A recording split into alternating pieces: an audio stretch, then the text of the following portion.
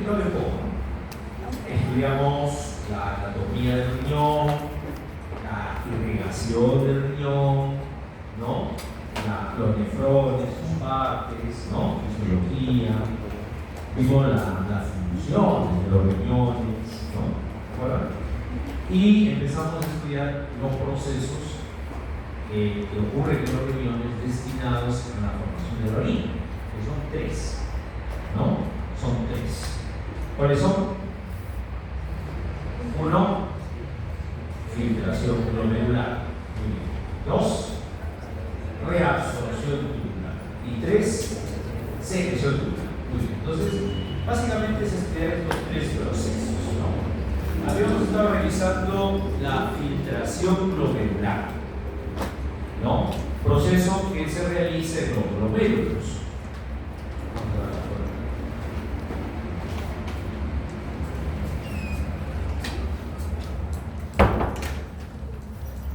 Proceso que se realiza en los glomérulos renales, ¿no? Los glomérulos renales formados por capilares glomerulares, ¿no? Capilares glomerulares y la cápsula, lo que está junto a ellos es la cápsula de Bowman, ¿no? Que da inicio al túbulo renal, ¿no? Túbulo de Nefron.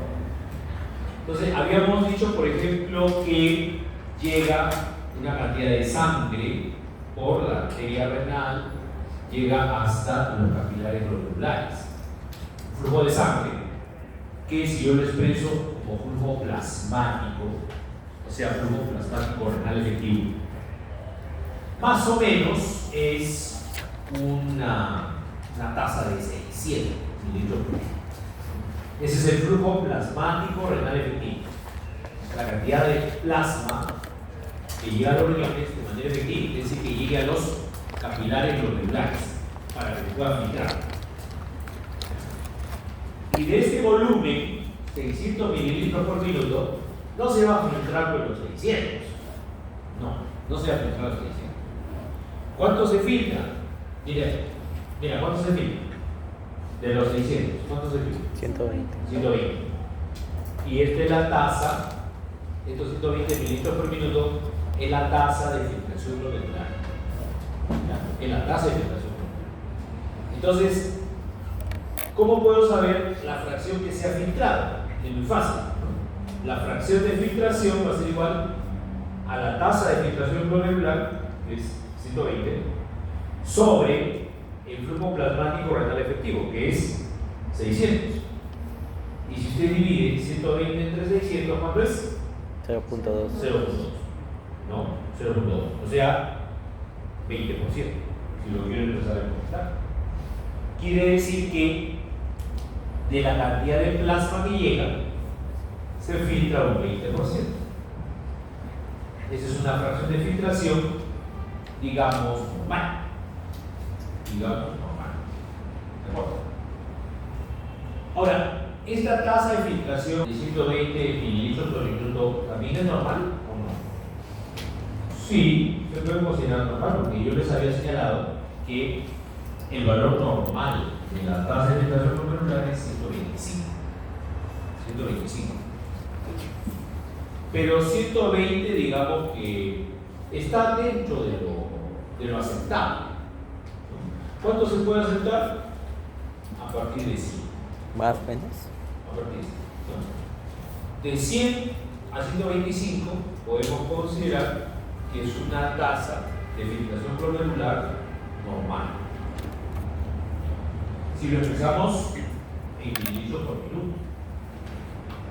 Porque si lo expresamos en litros al día, que es otra forma de expresar la tasa de filtración glomerular, tendría que ser 140 a 180 litros al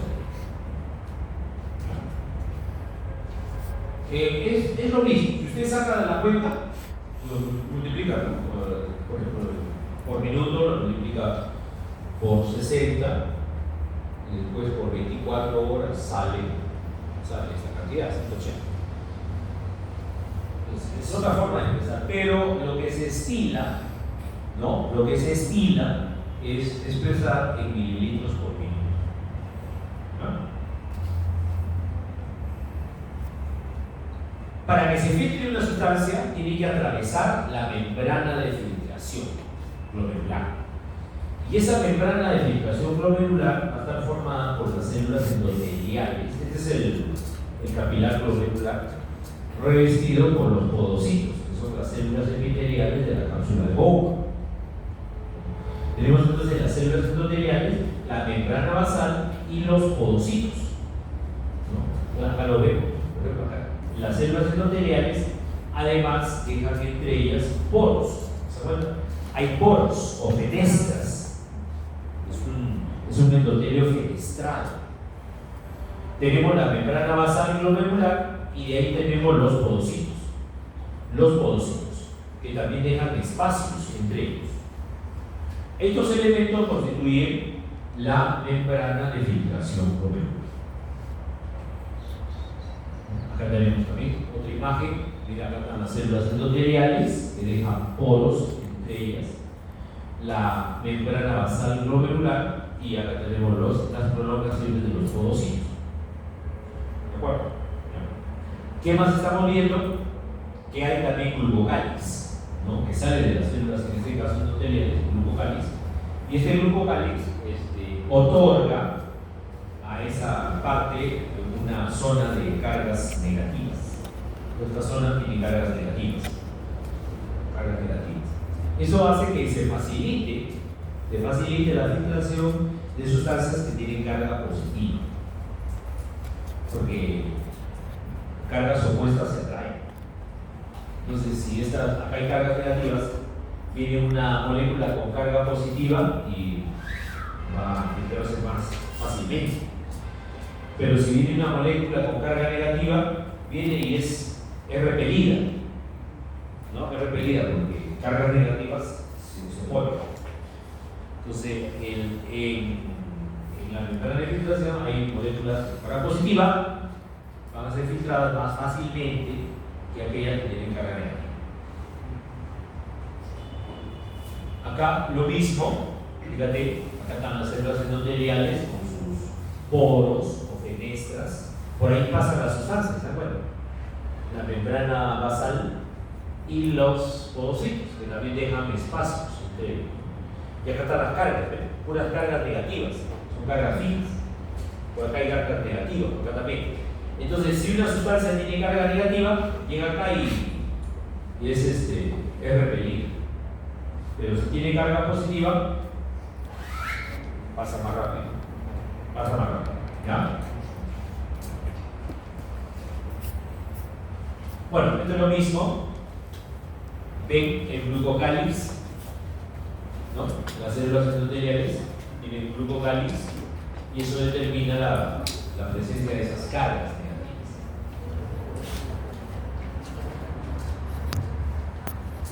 Los podocitos, que son las prolongaciones de las células epiteliales de la cápsula de Bowman, si bien es cierto, están separados entre sí, dejando espacios, pero también a la vez están unidos. O sea, no están así, digamos, sueltos. No están entre ellos unidos a través de proteínas a manera de puentes. Y también están anclados a la membrana basal a través también de proteínas. ¿De acuerdo? Están fijados.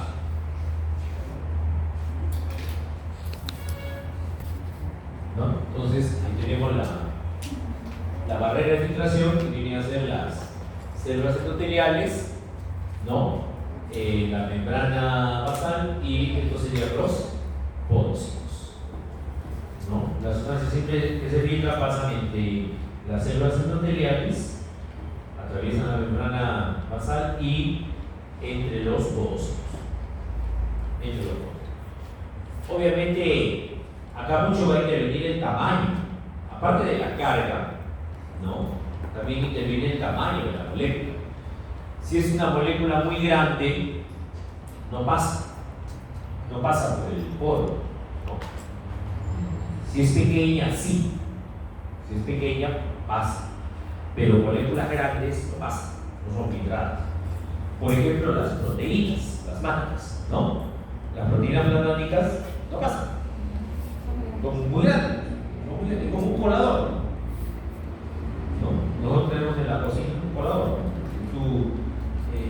pretendes que alguna cosa grande pase por el poro, si es más grande que el poro, no va a pasar.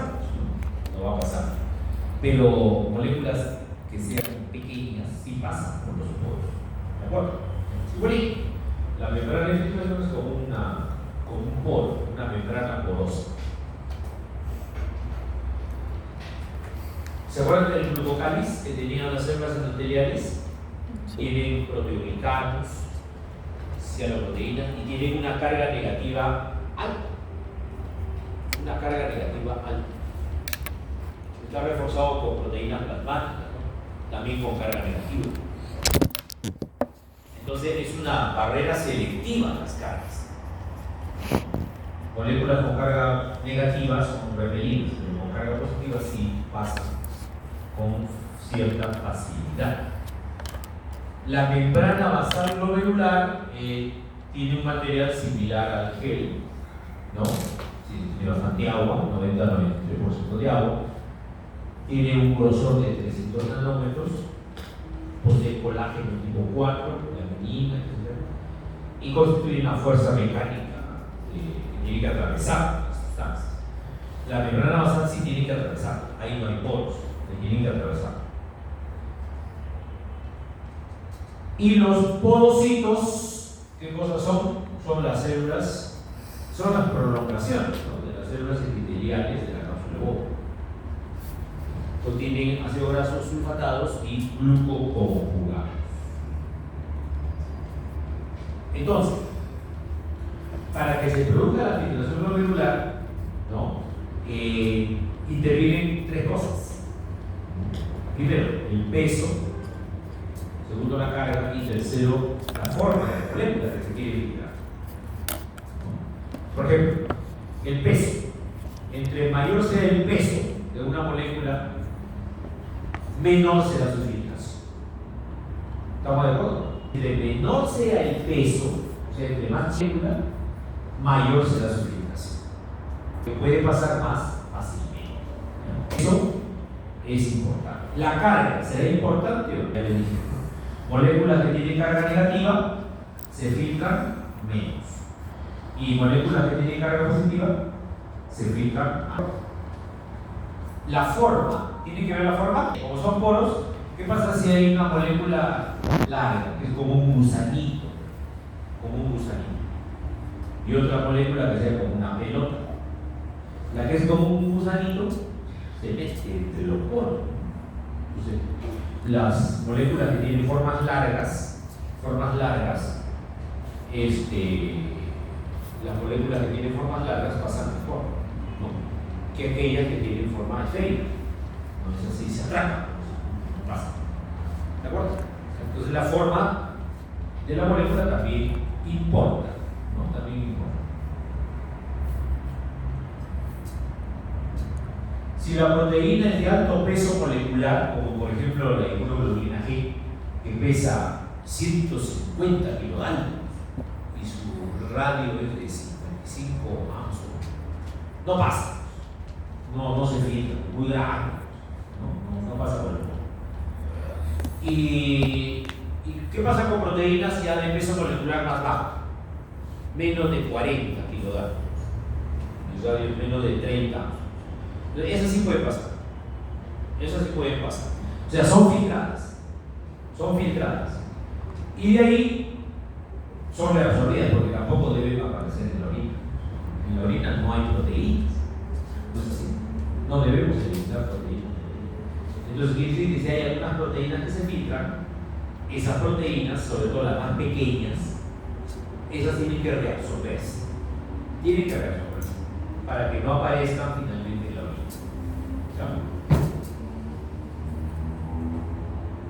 Entonces, en resumen, proteínas de alto peso molecular, las de alto peso molecular no se filtran, ¿no? Ninguna, no se filtra.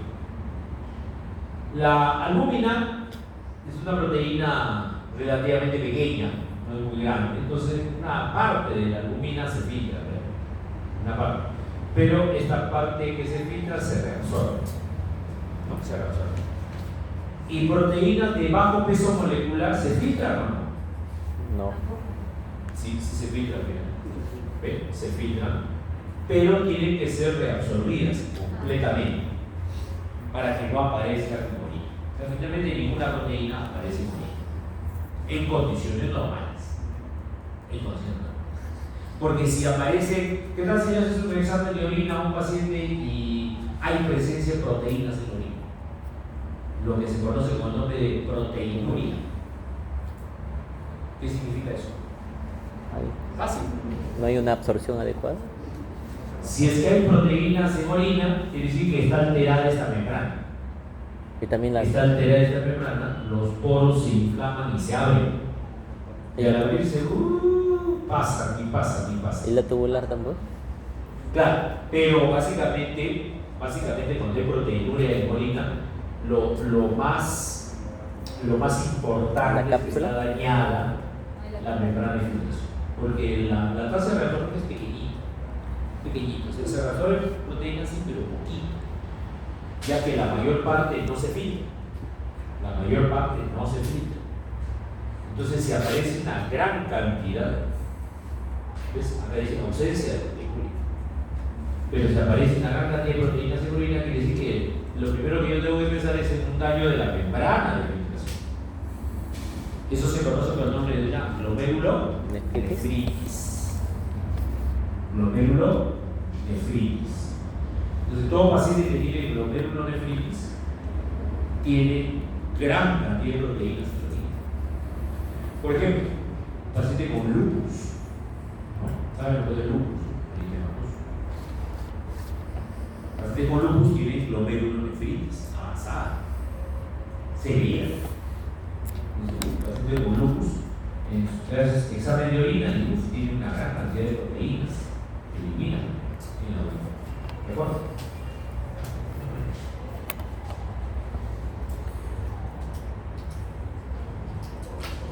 Otras sustancias como el dextrano.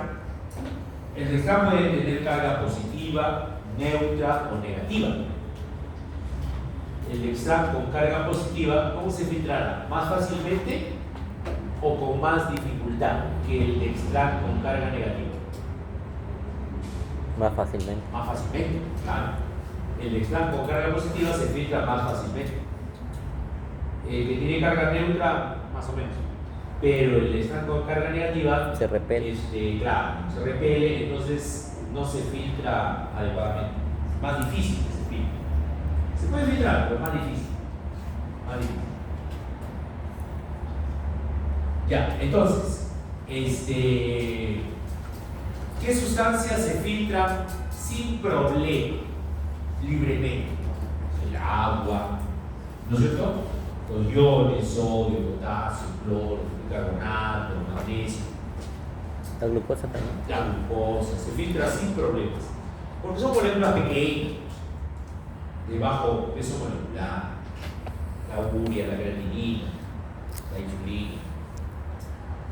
Otras se filtran poco, porque ya son moléculas un poco grandes.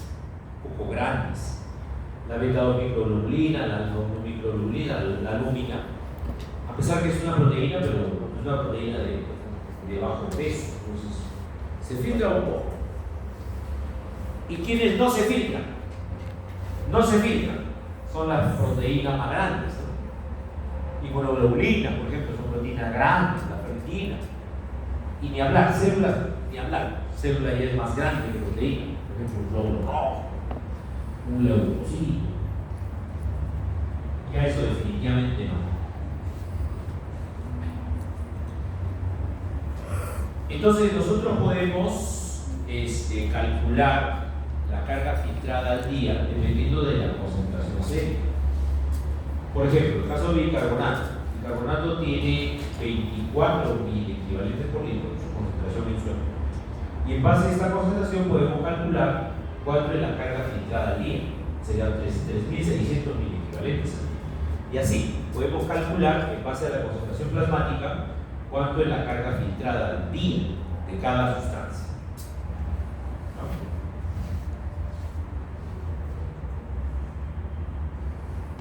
Acá tenemos, no se olviden, la membrana de filtración.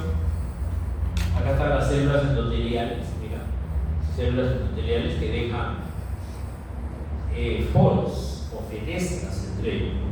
La membrana basal, y acá tenemos los podocitos, ¿no? Los podocitos, que son las prolongaciones de las células de la cápsula bomba, y también dejan, entre los podocitos hay unos espacios, ¿no? Donde van a pasar las sustancias que se filtran.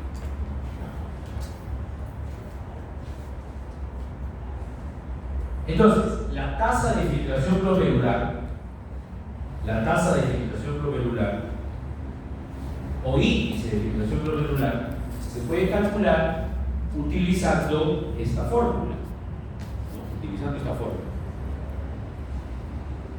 El índice o tasa de filtración glomerular es igual a KF. KF es la superficie glomerular multiplicado por la presión del capilar glomerular. No sé si se acuerdan de la clase pasada.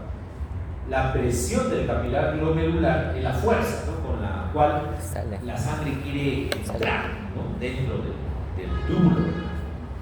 Y a esta presión se opone la presión de la cápsula de bomba, ¿no?, que es la resistencia al pasaje, al ingreso del líquido al nitrógeno.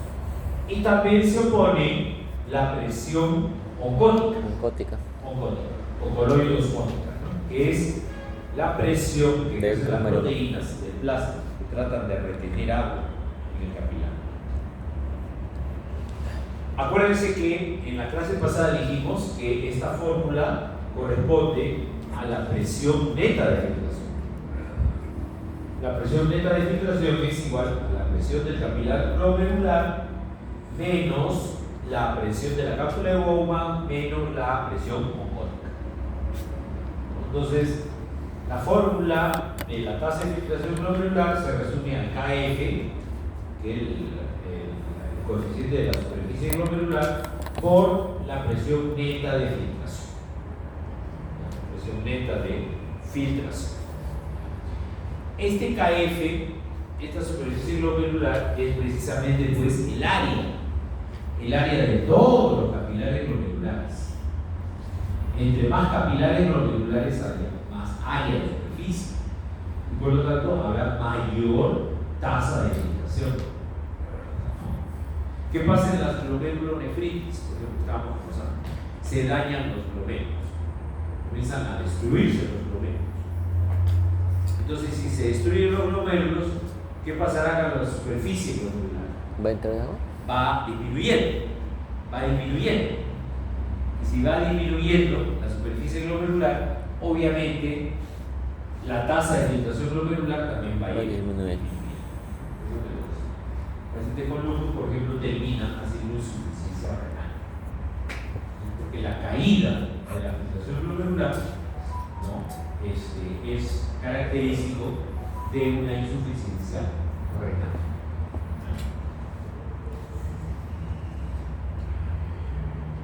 Entonces tenemos, por ejemplo, acá, ¿no?, el KF es la superficie glomerular, ¿no? Si aumenta la superficie glomerular, pues obviamente aumentará la tasa de filtración glomerular y viceversa. La presión del capilar glomerular, si aumenta, por ejemplo, cuando aumenta la presión en la arteria, aumenta la presión del capilar glomerular, o por resistencia arteriolar aferente, por dilatación aferente, o por constricción del arterio eferente, también puede aumentar esa presión del capilar glomerular. Entonces aumentará la tasa de filtración glomerular. Por consiguiente, la presión oncótica, la presión de la cápsula de Bowman, la presión de la cápsula de Bowman también se puede incrementar, ¿no? ¿Cómo se puede incrementar? Por aumento de la presión intratubular, causado, dice, por una obstrucción en el túbulo o en el sistema urinario extrarrenal. Claro, un paciente, por ejemplo, que tenga un cálculo renal, tiene una obstrucción, y eso hace que la orina se retenga. Por lo tanto, el líquido que hay dentro aumenta. y obviamente aumentará la presión de la cápsula boca. Hará más resistencia para que ingrese más filtrado. Entonces, por consiguiente, disminuye la tasa de filtración glomerular. Disminuye. ¿Ya? Y la presión oncótica. La presión oncótica, que se aumenta, por ejemplo, las proteínas plasmáticas, ¿no? Aumenta la presión oncótica y eso generará más agua y hace que disminuya la tasa de filtración glomerular, ¿no? O que el flujo plasmático aumente y llegue más proteínas. Al haber más proteínas, jala más agua y también disminuye la tasa de filtración glomerular. Todos estos factores son los que influyen sobre la tasa de filtración glomerular. Entonces, en resumen, una sustancia puede filtrarse, ¿ok? Puede filtrarse a nivel del glomérulo, puede reabsorberse si es que pasa del interior del túbulo renal hacia la sangre, o puede secretarse. Puede secretarse si es que pasa del interior de la sangre al interior del túbulo. ¿De acuerdo? El resultado de estos tres procesos es la excreción ya de esa sustancia en la orina. Entonces, ¿cómo calculamos la cantidad de esta sustancia excretada? ¿Sumatoria? Claro, sería la cantidad de este soluto, de esta sustancia excretada, será igual a la cantidad que se filtra, ¿no? Está acá. Si se reabsorbe, será menos la cantidad que se reabsorbe. Y si se secreta, será más la cantidad que se secreta, porque la secreción es a favor de la presencia de esa sustancia en la orina. ¿De acuerdo? ¿Okay? Hay sustancias que realizan los tres procesos. Hay sustancias que se filtran, que se reabsorben y que se secretan. Ahí hay que aplicar esa forma. Hay sustancias que solamente se filtran y se reabsorben. Por ejemplo, la glucosa. La glucosa se filtra y toda la glucosa filtrada se reabsorbe. Ya no se secreta. Ya no se secreta. Hay sustancias que se filtran El sol. y ya no se reabsorben, ¿La urea? ni se secretan, ¿no? Como la inulina, que vamos a ver. La ¿De acuerdo? Y hay sustancias que no se filtran, que no se reabsorben y tampoco se secretan, La proteína. como la proteína. Entonces hay de todo. Hay de todo. Pero estos son los tres procesos que pueden ocurrir, ¿no? Filtración, reabsorción y secreción.